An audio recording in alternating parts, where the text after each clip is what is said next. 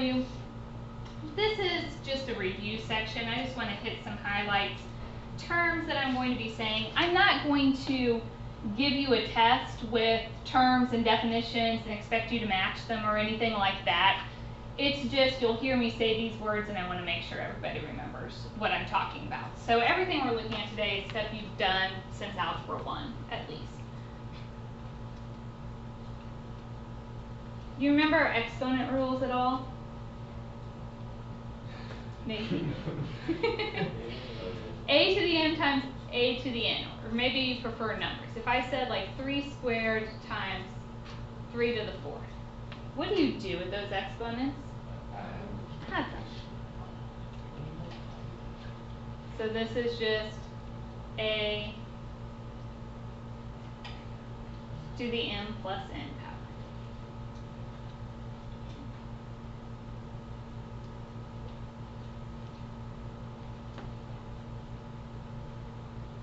Second rule. A to the m to the n. So if I said 3 squared all to the 4th, multiply that.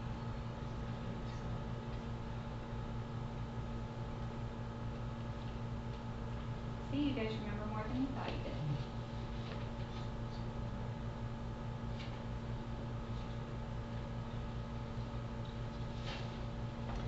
Okay, what if we have two things in the parentheses? If I said like a 3x squared, what do? You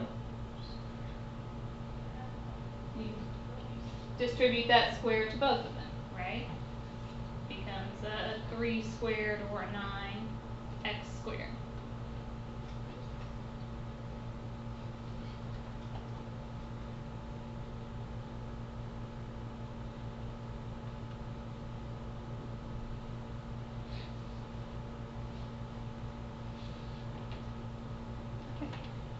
A to the m over n. If you are dividing, what do you do with your exponents?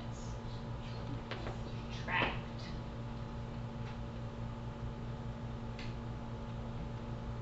So it would be like 3 to the 4th over 3 to the 1st. That would become 3 to the 3rd. Just subtract those powers.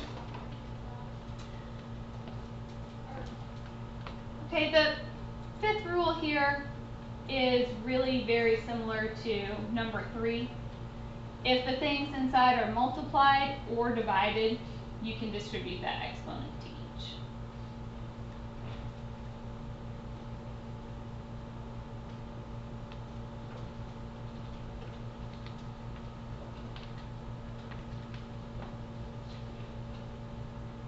All of this seem familiar so far? What is anything to the 0 power? 1. As long as your base isn't 0. So we don't talk about 0 to the 0, but 1, 2, 3, 4 to the 0 power just becomes 1. And what does a negative exponent mean?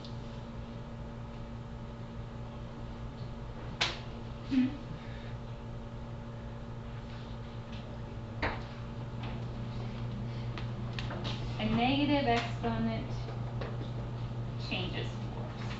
Flips that down to the bottom.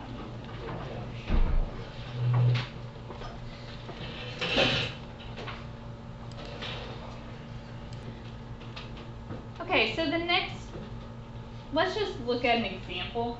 I don't think I printed this. You can flip it over and write it on the back if you want. We may not do all of these. I just want to see if you can use these rules. So if I said m to the 6th times m to the 8th. If you're multiplying and that m is written each time, what do you do with the exponents? Add them. So this is m to the 14th. Juniors, please report to the gym.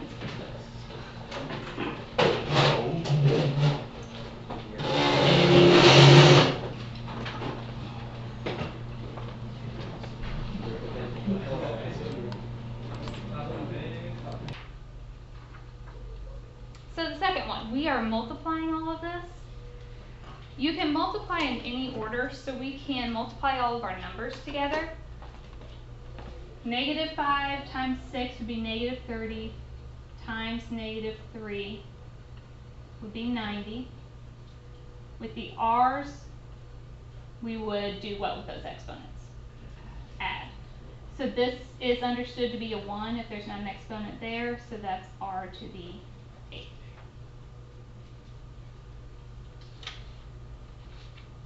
C, you're really doing two things. This middle piece you could write out. You don't need to. I'm just showing you exactly what's going on. You're distributing the 4th to each of these.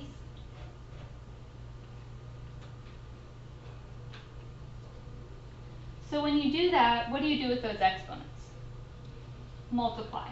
The base doesn't change, so it's still a 2, and then 5 times 4 would be 20. Y to the 3 times 4 would be 12. And D. Same thing. You don't have to write this piece out, but you're taking that square to everything.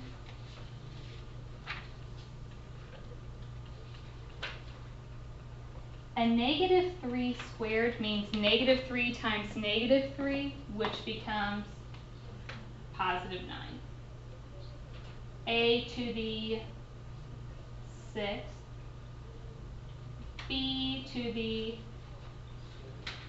and C to the 8th.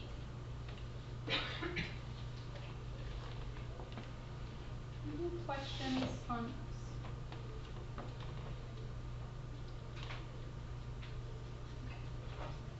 So the next part that is on your handout is really just a lot of terminology. Like I've already said, I'm not testing you on this. I just want to make sure you kind of remember these terms. Like an expression is just something that doesn't have an equal sign in it.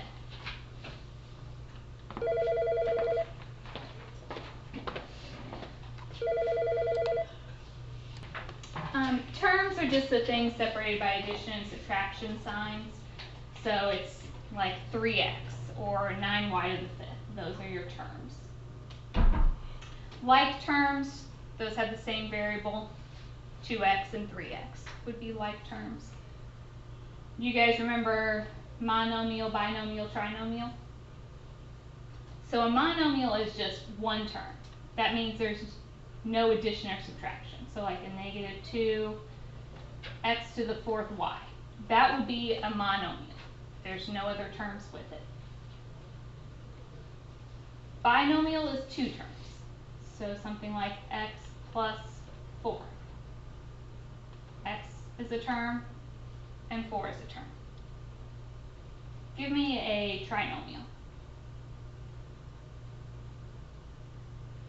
Anything. Shout out something. X plus 4 plus y. Good.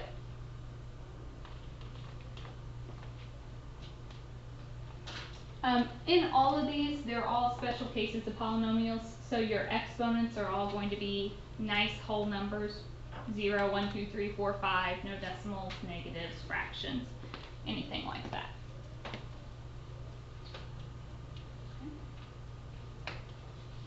Remember hearing those before?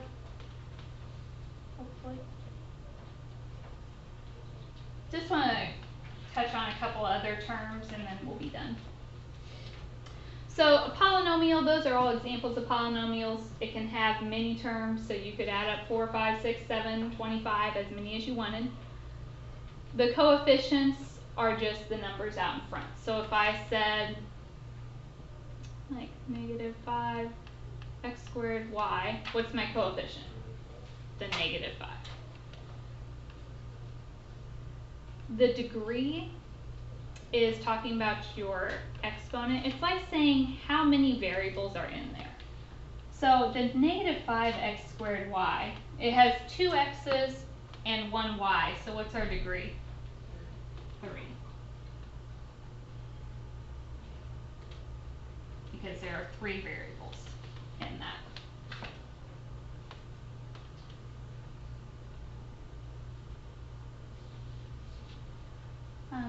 The degree of the polynomial, so if I gave you something with several terms,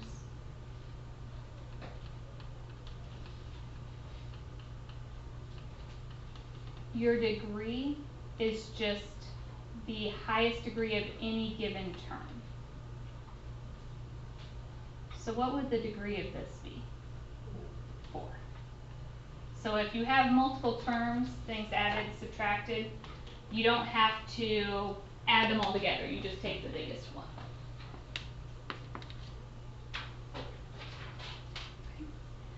There are 2 examples. Take a second and look at them and see if you can answer those. And then we'll stop.